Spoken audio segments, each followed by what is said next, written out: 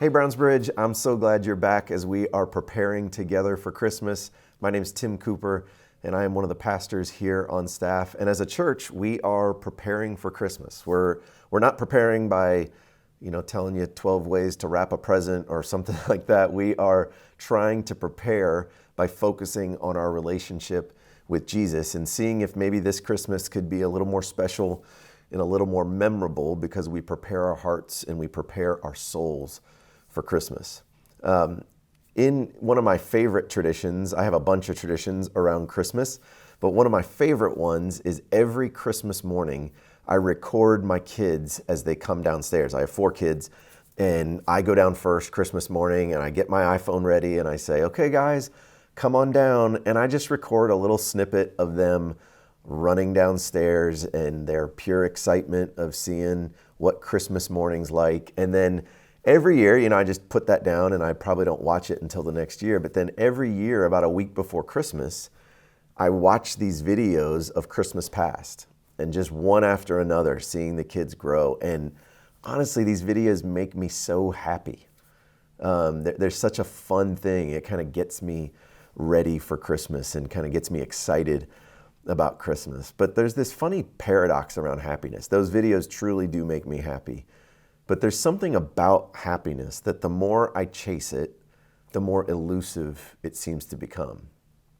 That when I'm running after happiness, it doesn't seem like I can find happiness, or especially if I feel entitled to happiness, it seems like happiness is nowhere to be found. And I always find it interesting that when I'm in a situation, and maybe I'm the only one that feels this way, but I'll be in a situation and I think, I should be really happy right now. But I don't feel happy at times. And so around this Christmas, I've been thinking about even what the Bible has to say around this, or something we can focus on as a church leading up to what could be a really happy time for a lot of us. But the Bible doesn't have a lot to say on happiness.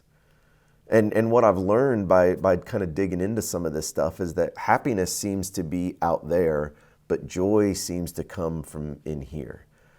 And if we're going to chase anything this season, let's chase joy together as a church. So I had a thought for today and something I wanted us to look at, and it's actually from 2 Corinthians. The Apostle Paul is writing to different churches, and this is something that he does. As he went around the modern world and he planted all these churches, he would write to the other churches just to let them know they're not alone, to let them know they're not the only church in the world that is trying to make the name of Jesus great. So he would write these letters, and this is one where he wrote, this is 2 Corinthians 8, he says, "And now, brothers and sisters, we want you to know about the grace that God has given the Macedonian churches." So he's writing to Corinth, telling them about Macedonia, saying, we want you to know about the grace that he's extended to this church. "In the midst of a very severe trial, their overflowing joy and extreme poverty welled up in rich generosity." Did you catch that? Their overflowing joy and their extreme poverty were simultaneous. They were hand in hand. I fortunately have never experienced extreme poverty. I hope you have never experienced and never will experience extreme poverty. But I would love it if my faith were so big and so real in a moment like that I was described as overflowing with joy, even in the midst of extreme poverty.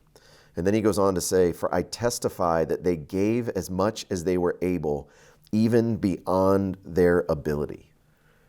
In their extreme poverty, not only were they categorized by joy, but they were also giving gifts, which is just an amazing, amazing thought.